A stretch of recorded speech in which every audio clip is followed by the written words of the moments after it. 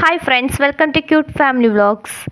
இன்றைக்கி நம்ம சேனலில் 2-in-1 ரெசிபி தாங்க பார்க்க போகிறீங்க.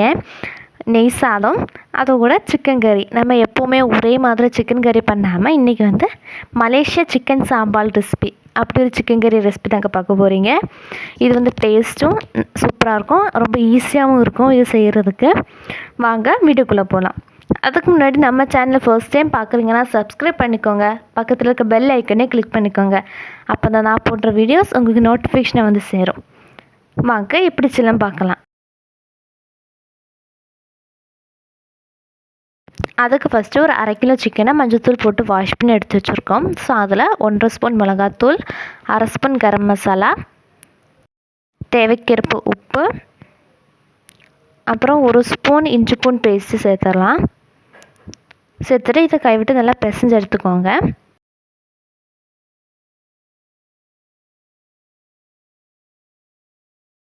இது ஒரு 10 நிமிஷத்துக்கு மூடி மேரினேட் பண்ண வச்சிடலாம். 10 நிமிஷத்துக்கு அப்புறம் இப்போ நம்ம கடாயில் எண்ணெய் ஊற்றியாச்சு. எண்ணெய் சூடானதும் இப்போ நம்ம இந்த சிக்கன் பீசஸை சேர்த்துடலாம்.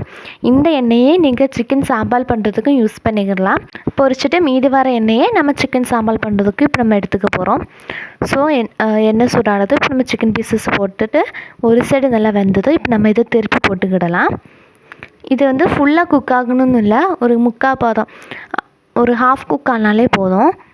ஏன்னா நம்ம சிக்கன் சாம்பார் போடும்போது அதுக்கும் நம்ம போடணுங்கிறதுனால ஒரு ஹாஃப் குக் ஆனாலே போதும். இப்போ 2 சைடு நல்லா வெந்ததும் இப்போ நம்ம எடுத்துடலாம். இப்படியே எல்லா பேட்சஸையும் போட்டு பொரிச்சாச்சு. பாருங்கள், இப்படி தான் இருந்துச்சு. இப்போ நம்ம இன்னொரு கடாயில் இப்போ எண்ணெய் ஊற்றிடலாம். நாங்கள் அதே எண்ணெய் தான் ஊற்றிருக்கோம். எண்ணெய் ஊற்றிட்டு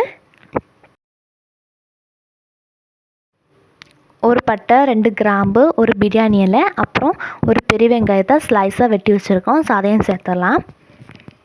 சேர்த்துட்டு இப்போ நம்ம அதை நல்லா வதக்கிடலாம்.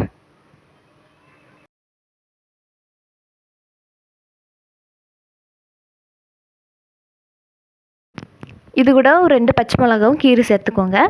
சேர்த்துட்டு இப்போ நம்ம நல்லா வதக்கிடலாம். ஒரு 10 to 15 பல் பூண்டை இப்போ நம்ம இது இடித்து சேர்க்க போகிறோம். பூண்டோட வாசனை தான் இது நல்ல ஃப்ளேவர் கொடுக்கும். ஸோ சேர்த்துக்கோங்க, கொஞ்சம் நிறையவே சேர்த்தா நல்லாயிருக்கும். இஞ்சி வேண்டாம், பூண்டு மட்டும் சேர்த்தா போதும். சேர்த்துட்டு நல்லா வதக்கணும். இந்த டைமில் இப்போ நம்ம ஒரு மசாலா ரெடி பண்ணிடலாம். அதுக்கு ஒரு 10 to 15 சின்ன வெங்காயம் ஒரு மிக்ஸி ஜாரில் சேர்த்துடலாம். அது கூட ஒரு பெரிய சைஸ் தக்காளி, அப்புறம் 3 வரமிளகாவை ஹாட் வாட்டரில் ஊற வச்சு நம்ம வச்சுருக்கோம். ஸோ அதை அரைச்சி இது கூட சேர்த்துக்கோங்க. எதுக்காக வரமிளகா ஹாட் வாட்டர் வச்சோன்னா ஏன்னா அது ஃபைன் பேஸ்ட்டாக அரையாது. ஸோ அதுக்காக தான். சேர்த்துட்டு இதோட பச்சை நம்ம தக்காளி, வெங்காயம், வரமிளகாலாம் பச்சையை சேர்த்ததுனால இது கொஞ்சம் பச்சை வாசனை போகணும். ஸோ அதனால் இப்போ நம்ம இந்த பேஸ்ட்டு நம்ம இதில் சேர்த்துட்டு ஒரு தடவை நல்லா மிக்ஸ் பண்ணிடலாம். மிக்ஸ் பண்ணிட்டு இப்போ நம்ம இதில் தேவைக்கேற்ப உப்பு சேர்த்துடலாம். சேர்த்துட்டு இது மறுபடியும் ஒரு மிக்ஸ் பண்ணிவிட்டு இதை நம்ம மூடி போட்டு மூடி வச்சிடலாம். பச்சை வாசனை போகிறது வரைக்கும் இருக்கட்டும். இப்போ நம்ம நெய் சாதம் பண்ணிடலாம். அதுக்கு இன்னொரு பாத்திரத்தில் இப்போ நம்ம ஒரு 3 ஸ்பூன் நெய் ஊற்றிட்டு ஃபஸ்ட்டு இதில் நம்ம முந்திரி பருப்பை நம்ம வறுத்தெடுக்க போகிறோம். ரொம்ப வறுத்தடக்கூடாது, லைட்டாக கலர் சேஞ்ச் ஆனாலே போதும். வறுத்ததை இப்போ நம்ம இன்னொரு பிளேட்டுக்கு ட்ரான்ஸ்ஃபர் பண்ணிடலாம். அதே நெய்யை நமக்கு நெய் சாதம் பண்ணுறதுக்கும் கரெக்டாக இருக்கும். ஸோ அதே நெய்யில் ஒரு பெரிய வெங்காயத்தை கட் பண்ணி சேர்த்துக்கோங்க. சேர்த்துட்டு இது நல்லா கோல்டன் ப்ரௌன் வர வரைக்கும், அதாவது இந்த பதம் வர வரைக்கும் நம்ம நல்லா வதக்கி எடுத்துக்கணும். அதுக்கப்புறம் அதே நெய்லேயே ஒரு பிரியாணி இலை, 2 பட்டை, 2 கிராம்பு சேர்த்துக்கோங்க. சேர்த்துட்டு அது கூட ஒரு பெரிய வெங்காயத்தை கட் பண்ணி சேர்த்துக்கோங்க. அது கூட 2 பச்சை மிளகாய், கொஞ்சமாக கருவேப்பிலை சேர்த்துட்டு இது நல்லா மிக்ஸ் பண்ணிடலாம். இது நல்லா வதங்கட்டும்.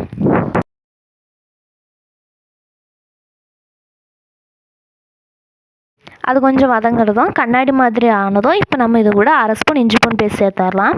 சேர்த்துட்டு இஞ்சி பூண்டோட பச்சை வாசனை போகிறது வரைக்கும் இப்போ நம்ம நல்லா மிக்ஸ் பண்ணி எடுத்துடலாம். இது கூட ஒரு கையளவு புதினா, கொத்தமல்லி சேர்த்துக்கோங்க. சேர்த்துட்டு இது மறுபடியும் இப்போ நம்ம நல்லா மிக்ஸ் பண்ணி எடுத்துடலாம்.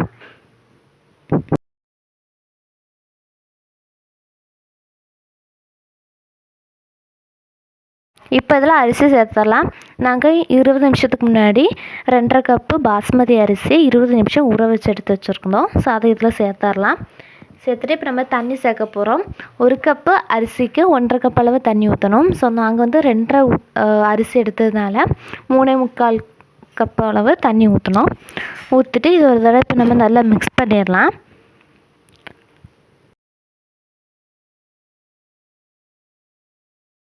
இப்போ இதில் தேவைக்கேற்ப உப்பு சேர்த்துடலாம். இந்த தண்ணியில் வந்து கொஞ்சம் உப்பு தூக்கலாக இருக்கணும். அப்போ தான் வெந்து வரும்போது இப்போ நமக்கு கரெக்டாக இருக்கும். ஸோ கொஞ்சம் தூக்கலாக சேர்த்துக்கோங்க. சேர்த்துட்டு ஒரு தடவை இப்போ நம்ம நல்லா மிக்ஸ் பண்ணிடலாம். மிக்ஸ் பண்ணிவிட்டு இதை இப்போ நம்ம ஒரு மூடி போட்டு மூடி வச்சிடலாம்.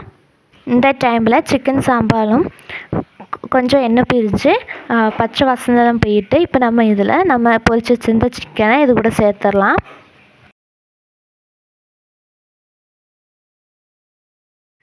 சேர்த்துட்டு ஒரு தடவை நல்லா மிக்ஸ் பண்ணிவிட்டு இது மறுபடியும் மூடி போட்டு மூடி வச்சிடலாம்.